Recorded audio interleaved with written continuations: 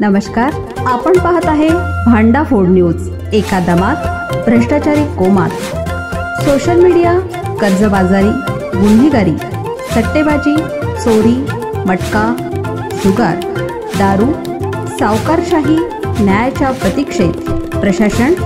भांडाफोड news, एका दमात भ्रष्टाचारी कोमात। टीव्ही बंद करण्यावरून वाद, मुलाने बापाला संपवलं। पुण्यातील कोथरूडमधील जय भवानी नगर परिसरात एका कौटुंबिक वादातून मुलानं वडिलांची निर्घृण हत्या केली। घटना साध्या कारणावरून घडली असली तरी परिणामी संपूर्ण परिसरात खळबळ उडाली।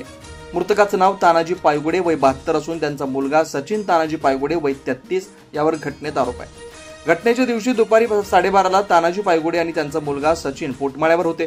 तानाजी यांना त्यांच्या डोळ्यात औषध टाकायचं होतं, त्याचवेळी त्यांनी सचिनला टीव्ही बंद करण्यास सांगितलं। या साध्या मागणीवरून वडील आणि मुलगा यांच्यात वाद झाला। अचानक रागाच्या भरात सचिनने घरातील चाकूने वडिलांच्या गळ्यावर आणि चेहऱ्यावर वार केला। घरात झालेल्या आरडाओरडाने तानाजींची पत्नी सुमन, वय 68 पोटमाळ्यावर धावून गेल्या, तेव्हा तानाजी पायगुंडे गंभीर जखमी अवस्थेत होते। आरोपी सचिन या घटनेनंतर पळून गेला, तर गंभीर जखमी अवस्थेत असलेल्या तानाजींना तातडीनं रुग्णालयात नेलं असता उपचारापूर्वीच त्यांचा मृत्यू झाला। या घटनेनंतर कोथरूड पोलिसांनी सचिनला अटक केली। या प्रकरणी तानाजींच्या पत्नीने पोलीस ठाण्यात फिर्याद दिली।